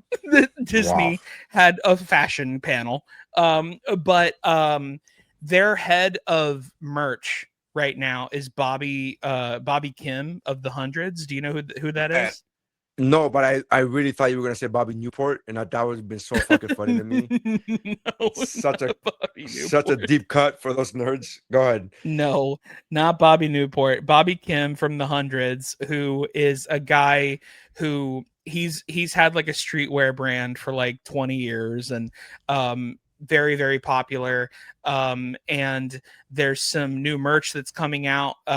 It's actually coming out tonight at midnight. And it's 100% going to sell out because he makes great stuff, and it's like he does like old like vintage like the shirts that are coming out are like Sorcerer Mickey, a vintage Sorcerer Mickey, a vintage Lady and the Tramp, Oliver and Company, like that kind of vibe. Little Mermaid. Sure, yeah. Shoe Palace had some great stuff as well. I think you saw the Shoe Palace stuff where it came in a VHS cover.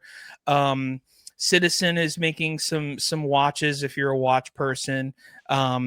It's a little too steep for me, but they're beautiful, and if they're willing to give me a watch, I will wear it 100%. And it's about Adidas, time that Jim Cummings it's about time. Yeah, it's about time. Yeah, it's also Adidas is continuing their line with Disney as well.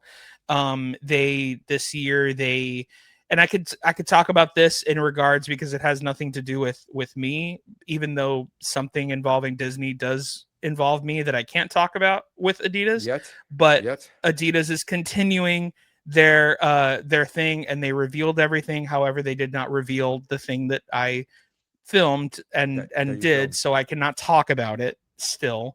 But they did reveal because they did very well with the Toy Story line that came out earlier. Did you see the Toy Story Adidas? No, those shits were good. No. They were nice.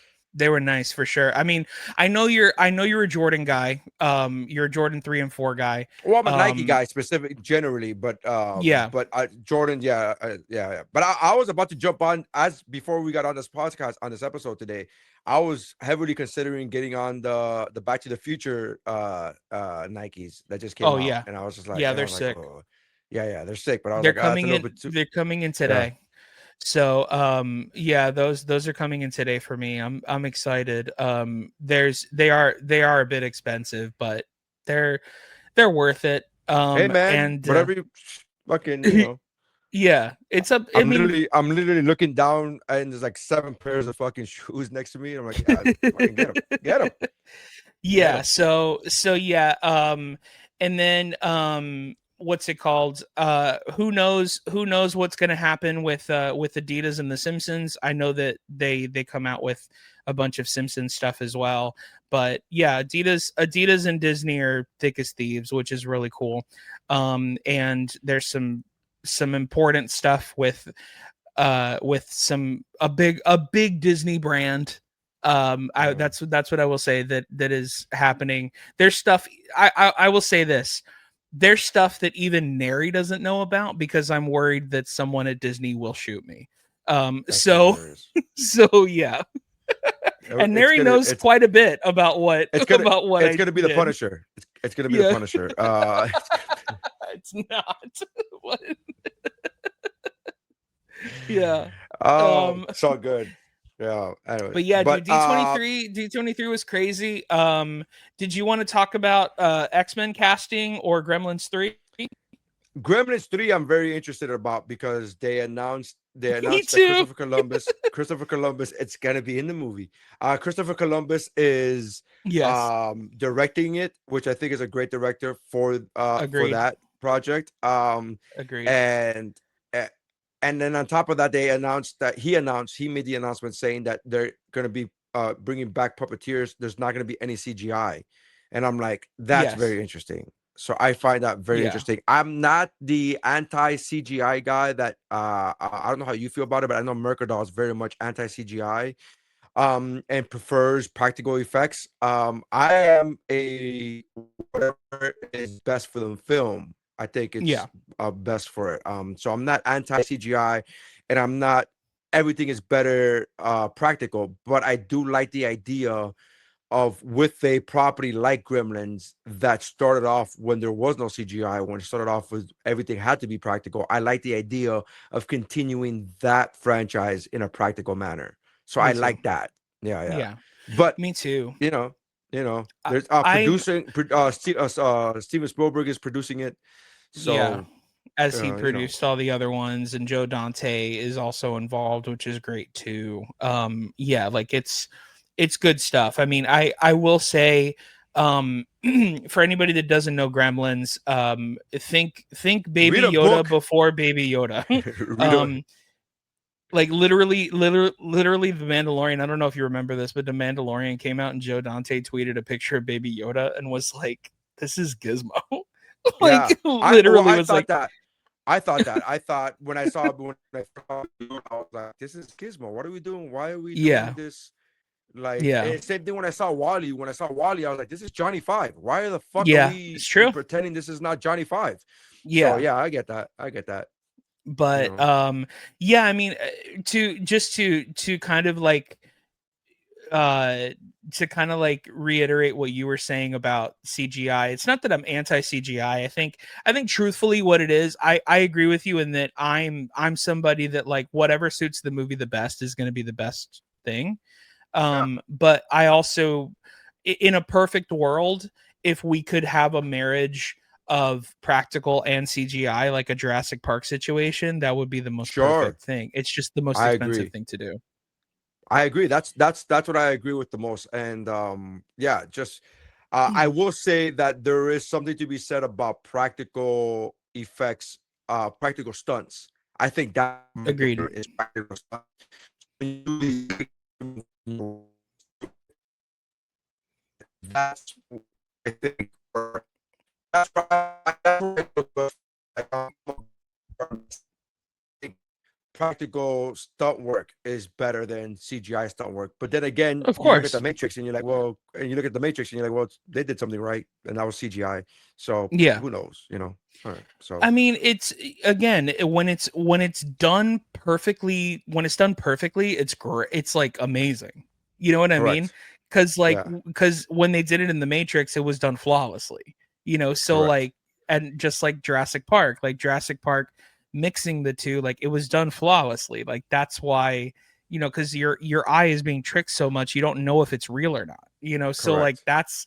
that's what's so great. That's like what makes, and it's something I talk about on this podcast a lot. It's like that's what makes movies magical. Like that's what's let's bring back magic to movies. Like that's why I fell in love with movies, is because they're the whole like how did they do that Yeah, is such a great, and going back to the Odyssey, like the Odyssey is very much like how did they do that? Like how did they do yeah, that practically? Like, just seeing like how they did the stuff with the giants, and how they did the Cyclops stuff, and like just so and all of it's practical, so it's just like it's literally just like tricks. It's just eye tricks. That's all it was, but that's what makes movies so special, when somebody cares that much, you know um and to kind of, which in a good way, it's kind of, I feel bad for the person, but like in a good way, this whole Eli Roth controversy is a good thing, because people are like, well, we don't want to see movies where you're not putting your heart and soul in it, and you're not um showing us anything that a computer can fart out in 13 minutes, because I can just do that on ironically, my phone. apparently that's very ironic, because apparently Eli Roth has gone on binges, has gone on soapbox tangents before in the last couple of years, talking about why horror movies are not good anymore, is because not putting Mhm. the hard effort into it. And then he comes with this slop, Yeah. yeah, I mean, also like you'd be surprised what people would do for a paycheck. My agent tells me all the time. She says she says it's not a will you do it, it's how much. yeah, yeah, Because and that's something that she told me all the time, cuz like she's she's never really had this conversation with me, but she has a lot of clients that she talks about. And I'm not talking out of school by telling you this story, but like she does have a lot of clients, female clients, where they're in a show and like there's nudity in the show and they don't want to do nudity or whatever. And it's like, well, you decided to be in a show about strippers. What did you think was going to happen? You know what I mean? Like, like you thought you were going to get your Emmy nomination for like being the background in a strip club. Like that's not what this is about, you know? So it's not will you do it? It's how much. And majority of the time it's like, if the paycheck is good enough, then people will do it. You know, but sometimes, you know, there's also a lot of people with morals and like at least their own personal morals, not to say that by doing that it's right or wrong. It's completely a case by case basis. But I think if it's right for you, I think if you're comfortable doing it, as long as you're comfortable doing it, right? 100%.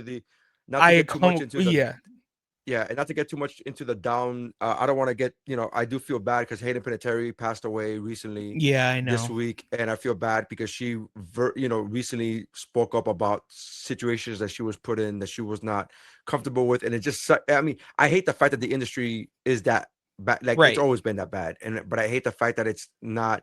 Just when we think it's getting better, shit like this happens, and you're like, oh man, I did not know. I was unaware of her particular battles with substance abuse. I did not know that until she passed away, unfortunately. And I was a huge fan of her work, as I'm sure you are as well. But I just, as long as you're comfortable with it, do whatever you want, do whatever it takes. I don't feel like anything is off limits if you're doing it for artistic work, or even if you're doing it for money. But if you're comfortable doing it for money, then do it for, you know what I mean? If you're comfortable, again, you don't want to do anything that, even if it's for money, you don't want to do anything that you're not comfortable with, dude. You don't. I mean, something I have told my agent, and I'll say it on the air as well, I don't have a problem with it. Because she has asked me before, like, you know, if I'm comfortable with nudity and things like that. And I told her I'm comfortable with nudity if it's funny. So I was like, if the point is that the punchline is that you are seeing a naked body, I will 100% do it. There is nothing, to me, there's nothing, like, I love that Forgetting Sarah Marshall scene. Like, like I think, because it's so real, you know what I mean? Like, that's just such a real thing. Like, a naked breakup is like such a real thing and something I've actually gone through. And so like I look at it and I'm like, yeah, I will do pretty much anything for comedy. But I was like, which I don't think that, you know, and this is a whole nother conversation, but like shows and movies aren't necessarily doing scenes that are very like romantic or like or that kind of like, or too overly sexual anymore. And because the Gen Alpha and Gen Z are very uncomfortable by it, which is so fine. There's that movie that came out. There's that movie that just came out, right? Yeah. That is it a Netflix? That Netflix rom-com. Yeah, the Purge, but it's with sex. Right. Yeah. And I said that he cut out he sees nudity because he feels that Gen Alpha are not comfortable with nude scenes. Yeah. And I'm not a fan of that because he kept talking about gratuitous scenes or whatever. I'm like, it's a romantic comedy. It's a comedy. Like, that's the whole thing. Like, and I just, like, one of my favorite things as a child, one of my favorite scenes, and I know it's gonna sound however it's gonna sound, but one of my favorite scenes from the movie Airplane was that scene where that woman just jumps in front, shows her titties, and then leaves. And it wasn't, yes, of course, as a 10-year-old watching titties was great. But what I remembered clearly and distinctively remembering as a 10-year-old laughing at how ridiculous it was to have that scene in there. I'm like, there's no reason for that scene. It's just, but that's the whole joke. The whole joke is that they're making fun of gratuitous nudity. And I don't understand why that's become a thing now, where you're now actively trying to get rid of nudity for the sake of, like, I don't feel comfortable. It's like, well, to quote Mike Valdes, stop being a bitch. Like, just like, what the fuck, dude? Yeah. What? I mean, it's a romantic comedy. I feel as if nudity is validated in those situations. I don't know, I think truthfully what it is like something that's, this is just me putting on my psychology hat on, my other hat that I'm wearing. And I'm just saying, this is like, just the armchair expert about this, but like, just I think that nude scenes have become something where Gen Z and Gen Alpha look at it and they're like, this is what I look at in private, and I don't want to look at this with people. Because movies, if movies are watched correctly, it's a communal experience.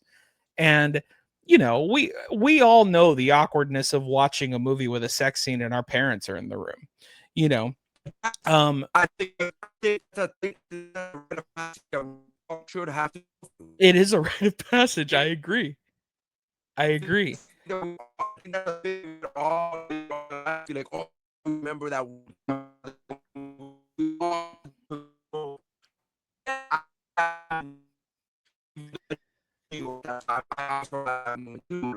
That's the these kids are not gonna have later on. They're gonna have that moment of like, oh, I remember things. So like, sure, you want to have that? I guess I don't know. Well, not the awkward moment, the communal event of reminiscing about that awkward moment. That's what I'm talking about. It's like we should all want to be able to be like, oh man, I remember that. I remember when I went through that. Like that should be a thing, I guess. Yeah, but it's not gonna be a thing, dude. Let me tell you, my cousin.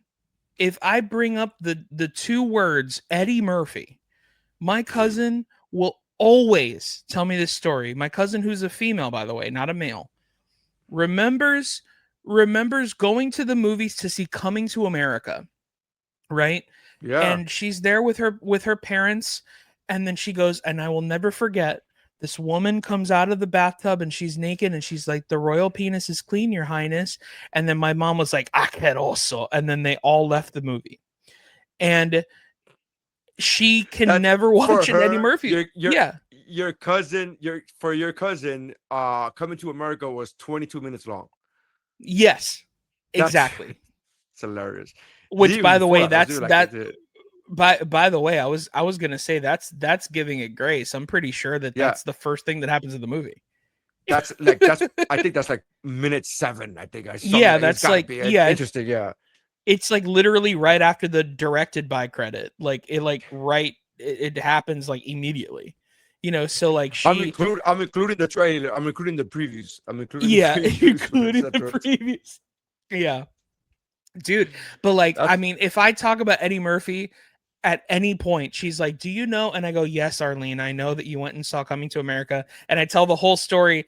And she's like, how do you know that story? And I go, because you tell me every single time I bring up Eddie Murphy's name. Every time.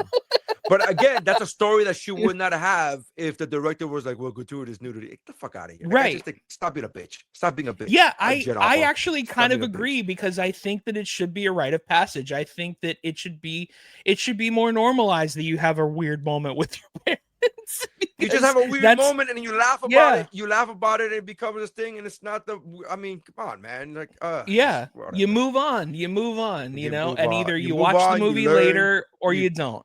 You grow, you laugh, you move on, and you fucking move on. And again, it doesn't hurt anybody. It's not like, oh my god, this is it. My eyes burn from seeing. Like, come on, stop being a bitch. Yeah, it's not a big deal. But yeah. All right, listen. I had more things that we want to talk about, but we got to wrap things up. Mercadal's going to be back with us next week.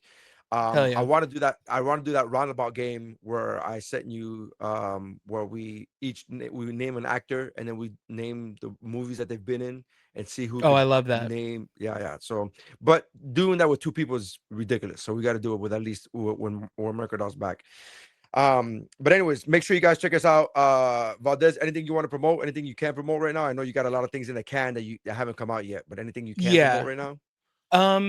No, if you're watching this the day that it comes out, and you were at the show at the Miami Improv last night with me and Brittany Brave and Ellie Rodriguez and Oriol Rodriguez, thank you for coming out. You rock, you're amazing. I had such a good time. It was a sold out show, such a fun, great energy. Yeah, just I needed that show. So thank you guys for coming out and supporting and buying merch and being so sweet. And other than that, just follow me on Instagram. I'll start posting things when I can. But yeah, other than that, just on a personal note, I had an eye surgery on Friday of last week. So I'm just recovering from that. And that's pretty much it. I had eye surgery. Yeah, I had eye surgery because I've been eating too much pussy. So it's just one of those things where it's All unfortunate. I see is pussy, son. Yeah, it's unfortunate, man. They had to. No, it's no, honestly, you know what it was, and what's so funny is when I tell people that I had an eye surgery and they go, for what? And I go, because I still wear my glasses, and I was like, oh, I had a lazy eye corrected, and they were like, you had a lazy eye? I never noticed that, and I was like, well, I wish that I knew that you never noticed it because I did this surgery. Did the surgery just for you, buddy?